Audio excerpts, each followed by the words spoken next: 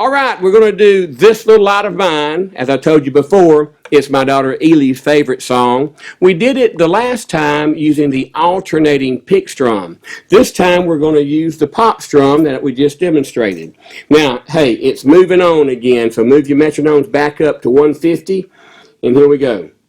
2, 3, 4, 1, 2, 3, 4, 1, 2, 3, 4, 1, 2, and this little light of mine, I'm gonna let it shine.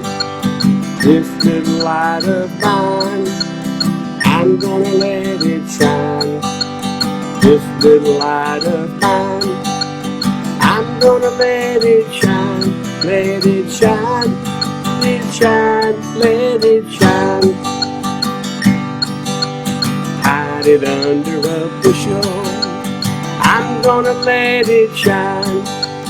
Hide it under a bushel, I'm gonna let it shine. Hide it under a bushel, I'm gonna let it shine. Let it shine, let it shine, let it